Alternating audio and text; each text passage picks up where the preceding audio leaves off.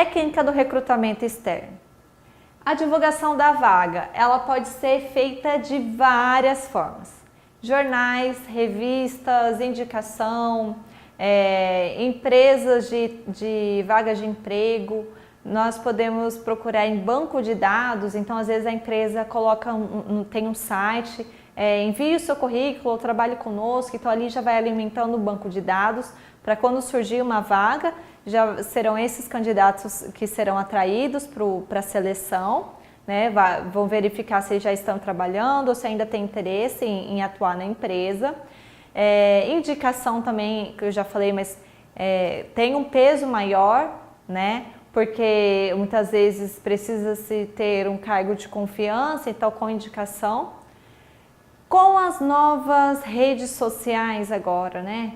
Facebook, Instagram, WhatsApp, por exemplo, está se tornando as ferramentas eficazes, porque as pessoas estão perdendo o costume de olhar em jornal as oportunidades de emprego. Ainda olham, mas são muito poucos. Então as pessoas acabam tendo uma página nas redes sociais, né, e divulgam essas vagas. E aí o preenchimento, o recebimento dos e-mails com os currículos dos profissionais são muito rápidos, né?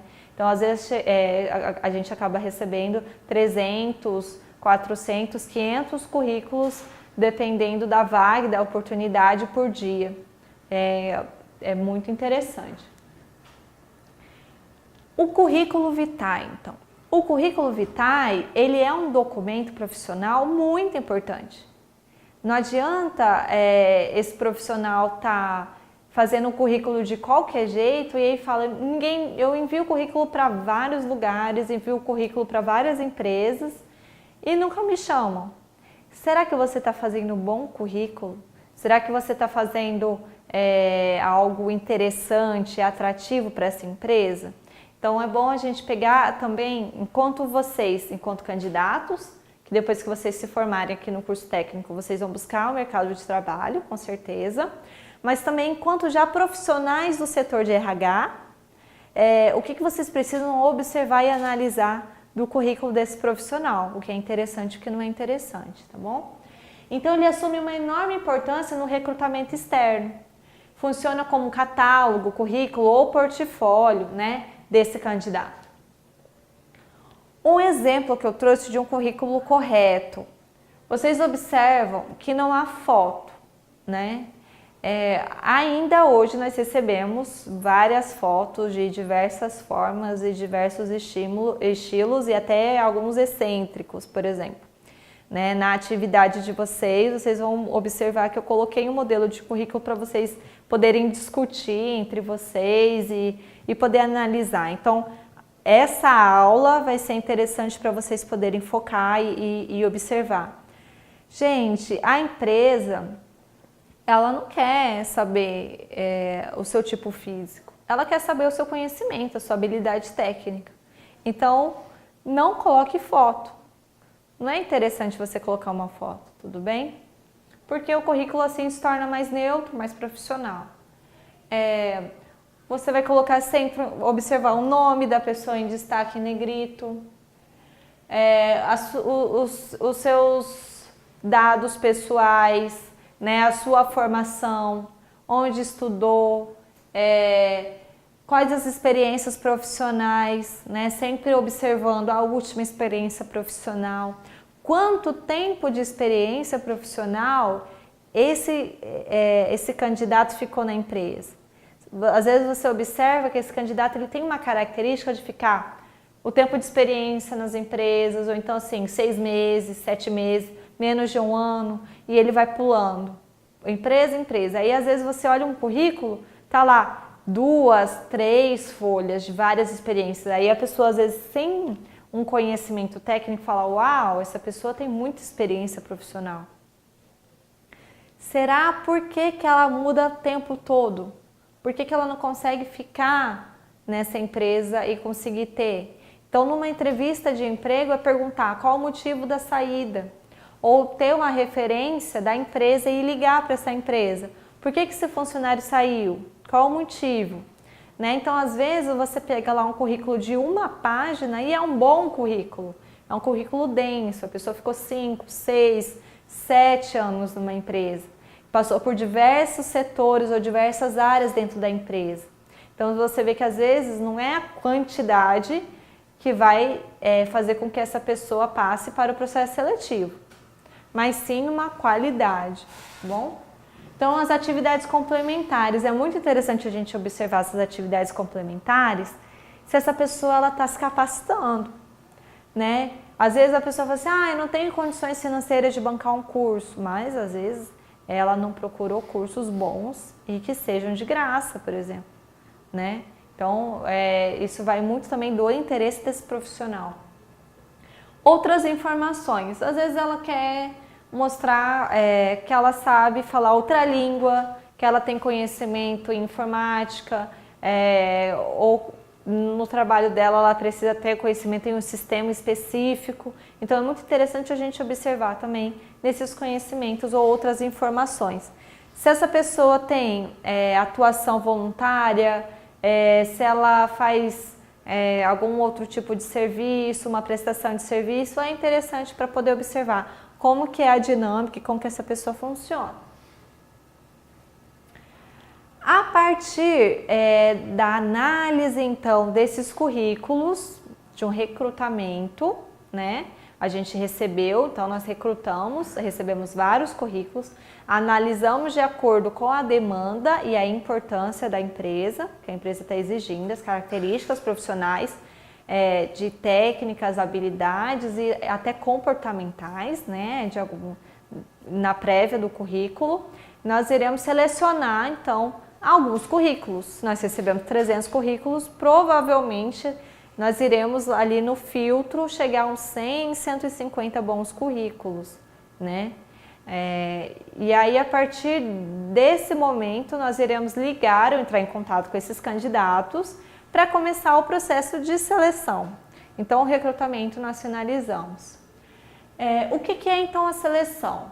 É o processo pelo qual uma organização escolhe de uma lista de candidatos a pessoa que melhor alcança os critérios de seleção para a posição disponível, considerando as atuais condições do mercado. Tá? Então, após nós recrutarmos esses candidatos, nós iremos fazer um processo seletivo que tem várias etapas, várias fases, eu vou explicar para vocês cada uma delas. E ao final sempre vai ter ou uma lista de 10 ou de 3 melhores, né, o que conseguiram se destacar, para que os gestores eles consigam analisar quem tem melhores condições de atuar na empresa.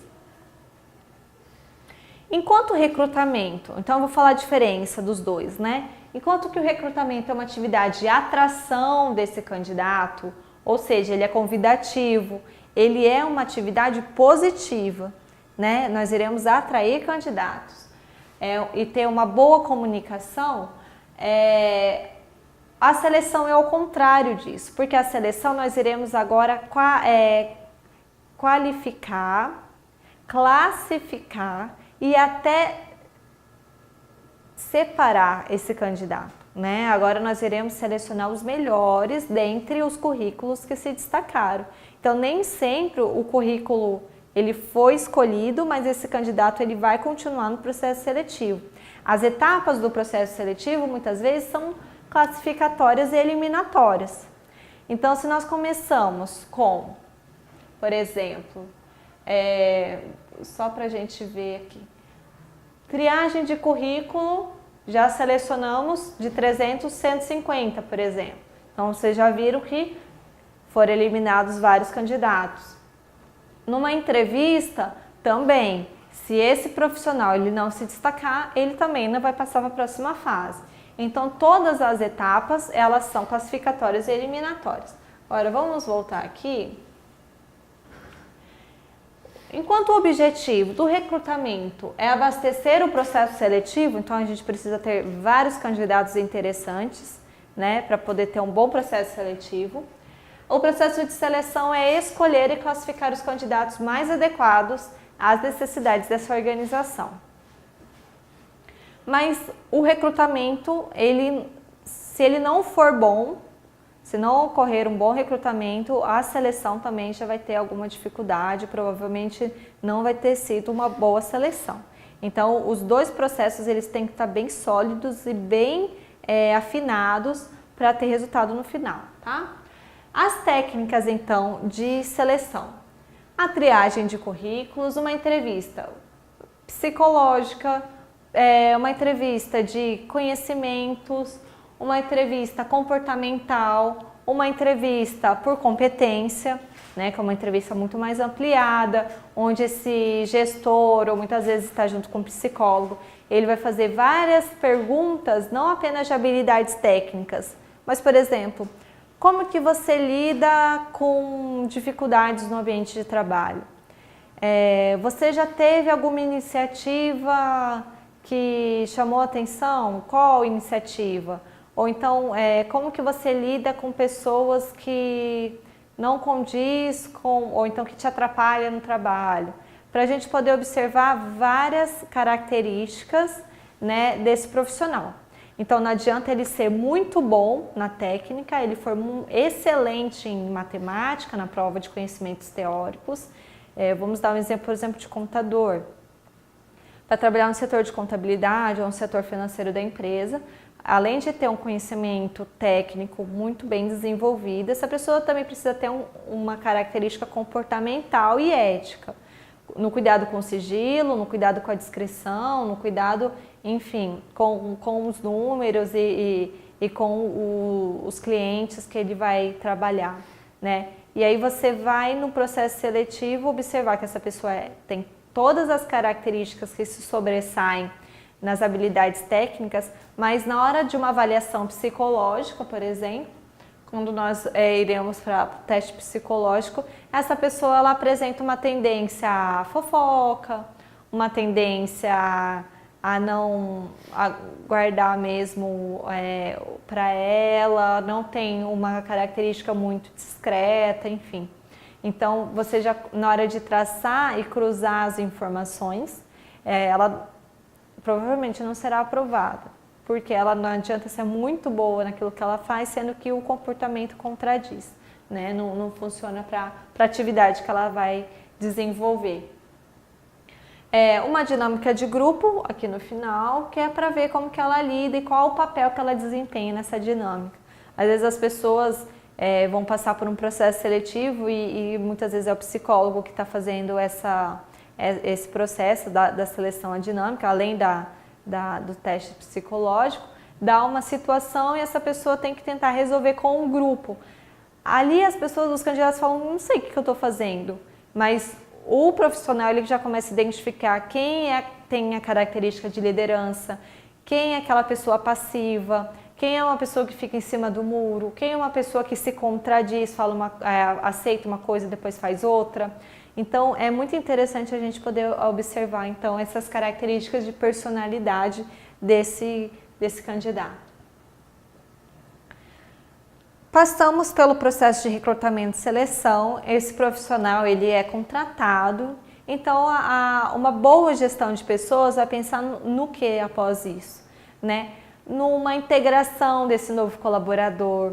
Provavelmente vai montar um manual de integração com todas as informações da empresa, onde está contando o histórico da empresa, qual a missão, visão e valores dessa empresa. Muito provavelmente, às vezes a empresa não tem. E às vezes você está nesse setor de RH, ou nesse departamento pessoal, então é você que vai implementar isso. É você que vai criar esse manual. Então ele é muito interessante para esse funcionário, esse novo colaborador, ele se sentir integrado à equipe. Porque a gente sabe que a pessoa que entra é novidade, chama atenção, né? É um corpo estranho numa organização. Né? A cultura organizacional está bem consolidada, as pessoas já conhecem umas às outras. E essa pessoa ela vem é o diferente, é o estranho. Então quando você, até para ela, né? Então quando você faz uma boa integração, ela se sente muito mais confiante, ela sabe quem vai ser a equipe que vai trabalhar com ela, quem será o seu chefe direto.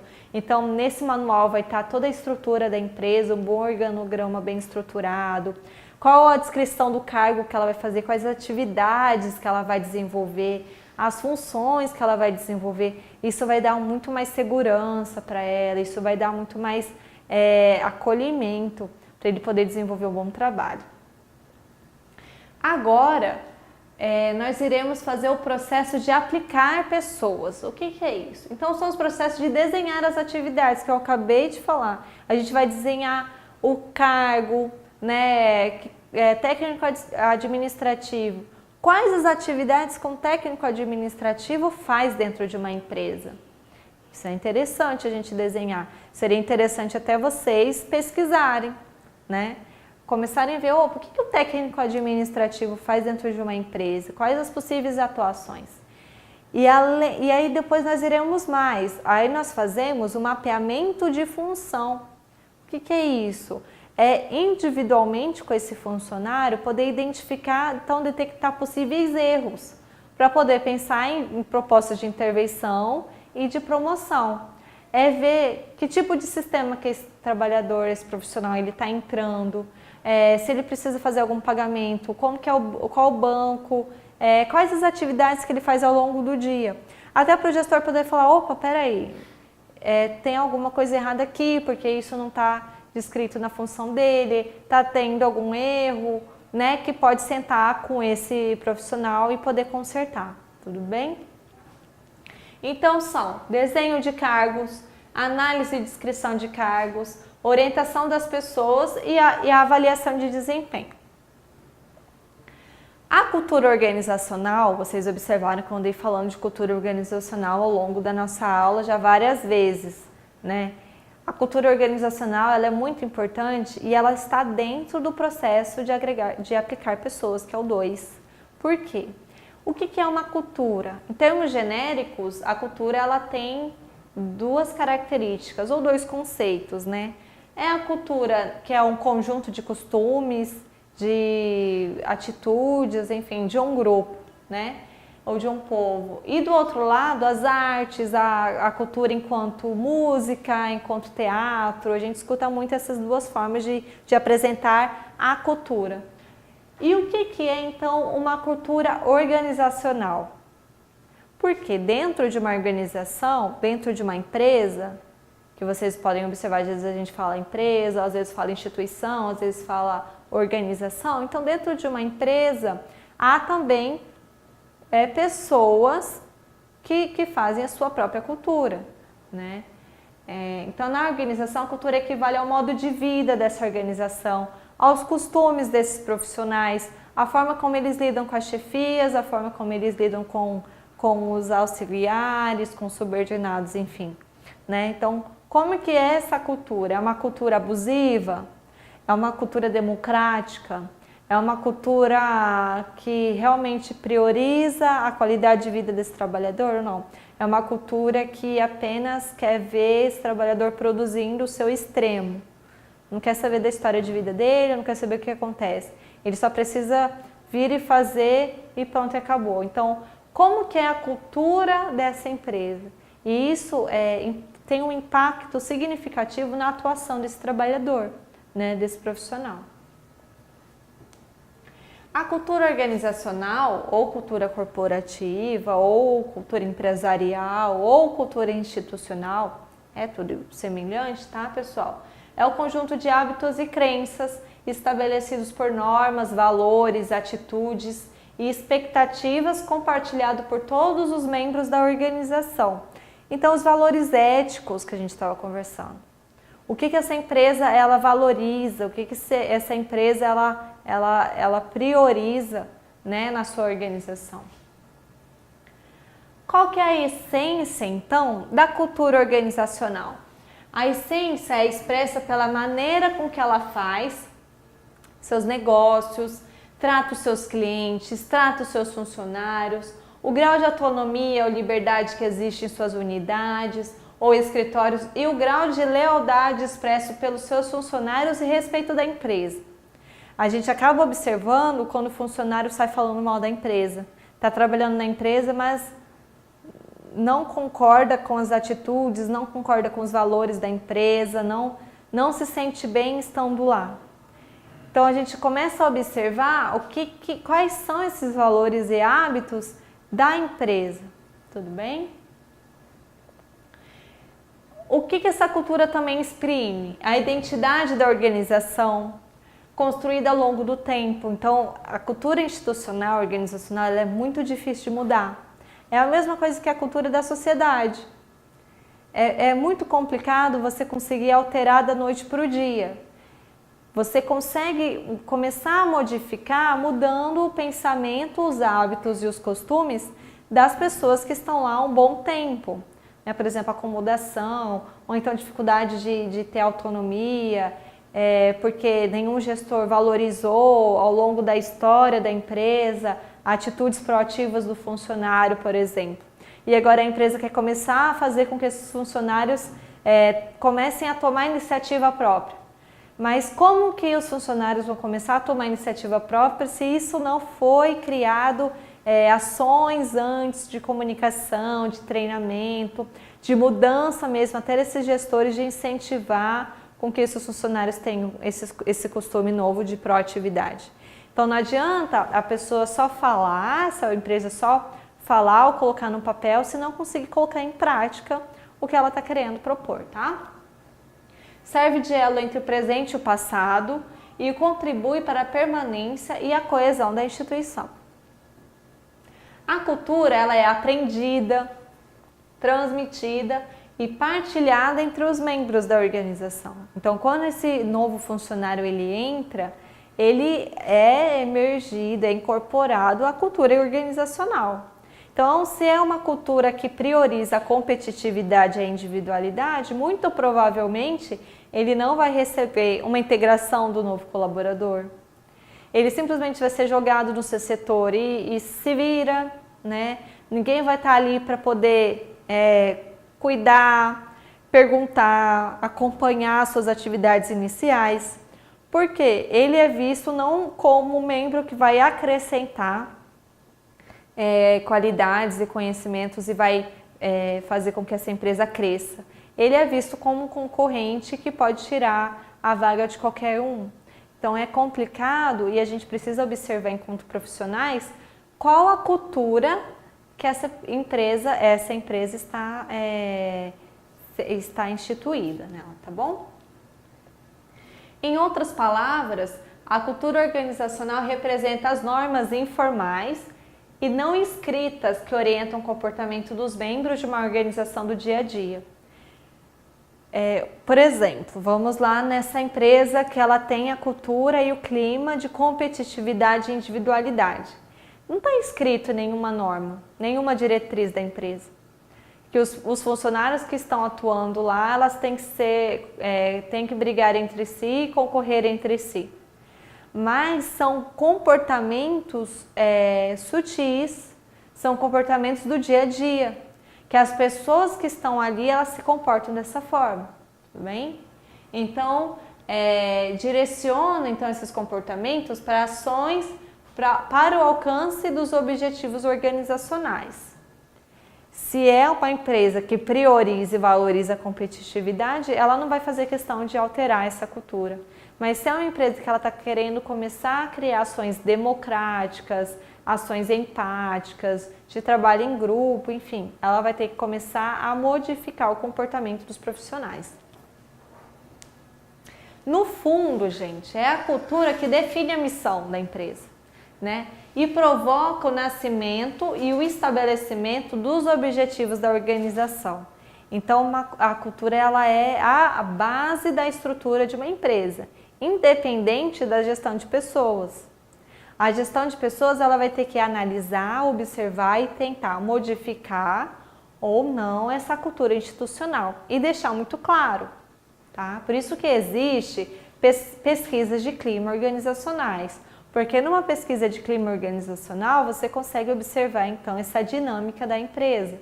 E muitas vezes não está claro que é uma empresa com essa cultura de competitividade e individualidade ou uma cultura democrática ou não. E após a pesquisa de clima, quando vocês aplicam na empresa e conseguem identificar, é interessante então convidar todos os participantes dessa pesquisa e apresentar o resultado. Poder pensar, olha, é isso que vocês querem? Tá legal, não tá legal? Por que os funcionários estão tendo muita rotatividade? Por que os funcionários não estão conseguindo produzir, não estão conseguindo cumprir as metas? Será que não é a cultura que está favorecendo esse tipo de comportamento e o adoecimento desse profissional? Então, é interessante a gente pensar nisso. Após, então, vocês entenderem o processo de aplicar pessoas, nós estamos agora no processo número 3, que é o processo de recompensar pessoas. Ele é simples. Então, os processos utilizados para incentivar as pessoas satisfazer as suas necessidades individuais mais elevadas, que são recompensas, remuneração, benefícios e serviços sociais. Como que pode implementar isso numa organização, né? Vamos pensar no plano de cargos e salários, por exemplo. Então, nós temos lá 3 níveis do mesmo cargo.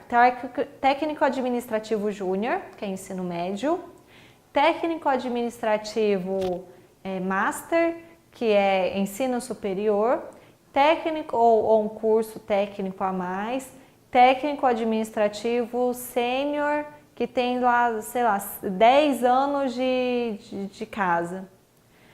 Como que numa avaliação de desempenho, né, quando você aplica a avaliação de desempenho para esse profissional, no critério do plano de cargos e salários, ele sabe que se ele fizer um curso de capacitação que está exigindo para ele subir de cargo, ele, após isso, e receber uma avaliação de desempenho sempre com notas muito boas, ele vai subir de júnior para master e vai ganhar uma bonificação. Ele vai ser recompensado pelo seu esforço.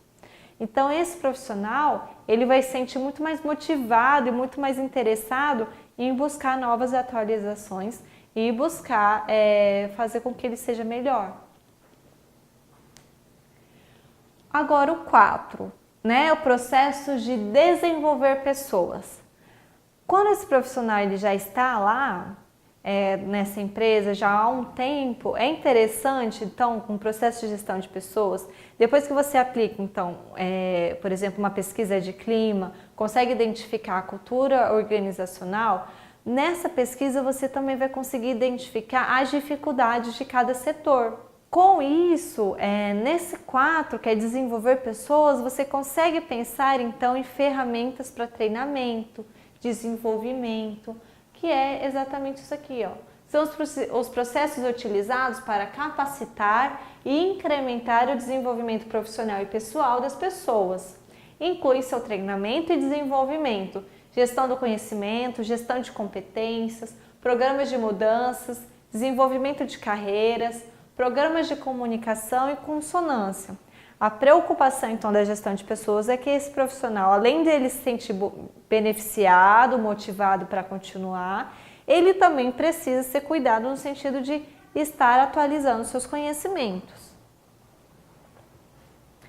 Agora, no 5, processos de manter pessoas. Não adianta você investir financeiramente, um bom recrutamento de seleção, uma boa integração desse colaborador, uma pesquisa de clima, entender a cultura organizacional, investir em treinamento se você não consegue manter o seu corpo técnico, né? Então, os processos utilizados para criar condições ambientais e psicológicas satisfatórias. Por que psicológicas satisfatórias? Lembra lá nos nossos primeiros slides que a gente falou que as pessoas elas precisam estar felizes, elas precisam estar se sentindo bem para continuar rendendo, produzindo no trabalho. Então, se ela estiver sofrendo com metas abusivas, se ela estiver num ambiente que sufoque, que a humilhe, que não deixa ela ter um bom rendimento, ela vai adoecer, ela vai entrar em sofrimento e ela provavelmente vai sair, ela não vai ficar no trabalho. Então, inclui a administração da cultura organizacional, o clima, a disciplina, a higiene, segurança e qualidade de vida e manutenção de relações sindicais. Porque manter e ter um cuidado com essa qualidade de vida no todo, quando a gente pensa em ergonomia, que é outro nome muito interessante no ambiente de trabalho. Antes as pessoas trabalhavam em fábricas insalubres, né? não tinham tempo de ir ao banheiro, não tinham tempo, não tinha uma higiene, não tinha iluminação, não tinha um espaço adequado para a refeição, as pessoas trabalhavam e comiam com animais ali mortos, enfim. Com a nova gestão de pessoas, a nossa preocupação também é oferecer condições dignas de trabalho, não só em benefícios, em salários, mas em condições físicas de trabalho. Então a ergonomia são cadeiras adaptadas para não machucar a coluna, ambiente de sala climatizada e bem iluminada, materiais físicos de ferramentas que esse profissional ele vai poder ter um bom trabalho. Então, se ele trabalha no computador, que seja um bom computador. Não adianta você dar uma máquina que não funciona. Se ele depende da internet, por exemplo, para trabalhar, e você não oferece uma boa internet para ele trabalhar. Enfim, a gente precisa pensar, então, para manter essas pessoas condições dignas de trabalho. Pensar na higiene é pensar por exemplo, no banheiro, num bom refeitório, sempre limpo, sempre cuidado. Que ele possa ali ter uma boa refeição ou um espaço que ele possa descansar no seu tempo de descanso do serviço, se ele não pode ir para casa. Então a empresa ela precisa também tomar esse cuidado, e tem empresas já tomando o cuidado, né? Que esse profissional ele tem que se sentir bem, ele tem que se sentir descansado para poder produzir, senão não adianta. Agora o nosso sexto processo e o último, lembra que eu falei que são 6 processos de gestão de pessoas. Vamos relembrar esses processos. Então o processo número 1, processo de agregar pessoas. Esse processo de agregar pessoas é o serviço de recrutamento e seleção, ok? O recrutamento ele pode ser interno ou externo e tem prós e contras. Isso é muito interessante vocês marcarem. E o processo de seleção é aquele processo que ele tem várias etapas, que são classificatórias e eliminatórias. Então os dois entram juntos, eles precisam estar em sintonia e consonância. Agora, o segundo processo é o processo de aplicar pessoas. Lembra que o processo de aplicar pessoas é aquele processo que a gente tem a cultura organizacional, a cultura institucional, que é muito importante a gente saber. Aí tem o processo de aplicar pessoas, que é o processo de treinamento, de desenvolvimento. O quarto processo de desenvolver pessoas, treinamento, desenvolvimento. O processo de manter essas pessoas, não é? Elas precisam estar satisfeitas e com condições reais de trabalho. E o último, processo de monitorar pessoas, que é o processo de você controlar e acompanhar as atividades que esse profissional está fazendo, né? Verificar esses resultados. Inclui banco de dados, sistemas de informações gerenciais, por exemplo. Uma avaliação de desempenho ela é muito interessante para nós fazermos esse último processo. Porque nessa avaliação de desempenho a gente consegue identificar se esse profissional ele está cumprindo com as exigências, se ele também está satisfeito, porque é o momento que o gestor ele dá o feedback da atuação desse profissional, mas esse profissional ele também tem a oportunidade de dar o feedback para esse gestor enquanto gestor. Se as demandas estão sendo claras o suficiente, se a comunicação está clara, se ele está satisfeito com a quantidade de serviços, se as metas estão abusivas, enfim. Essa avaliação de desempenho é muito interessante para poder fazer esse controle, não só desse profissional, mas é um controle interno da gestão, enquanto gestão mesmo de pessoas, para saber quais os setores que estão com dificuldade, onde que precisa de treinamento, desenvolvimento, onde está precisando de novas pessoas, novos profissionais para acrescentar, porque o trabalho aumentou, e aí já consegue pensar no processo de recrutamento e seleção. Então vocês percebem que eles são dinâmicos mesmo e estão conectados uns com os outros. Pessoal, essa é a referência bibliográfica, né? O Chiavenato, ele é um gestor administrativo muito interessante. Muitos de vocês já devem ter o conhecimento. É interessante assim, nessa aula foi um resumo dos processos e das ferramentas muito importantes e mais utilizadas na gestão de pessoas que é o que vocês precisam saber para poder se formarem como bons profissionais. Mas quem tiver interesse, a oportunidade de poder adquirir o material e poder estudar mais profundamente é muito interessante, porque aí já faz também o diferencial de vocês enquanto estudantes e enquanto bons profissionais, né? Gostaria de agradecer a oportunidade, espero que eu tenha acrescentado o conhecimento de vocês, que fiquem à vontade também para tirar as dúvidas. Com relação às atividades que eu propus, é para vocês pensarem criticamente, refletirem criticamente sobre o que está posto, né? São ideias, estou à disposição para poder tirar dúvidas, enviar novos materiais, enfim. Muito obrigada e até a próxima oportunidade.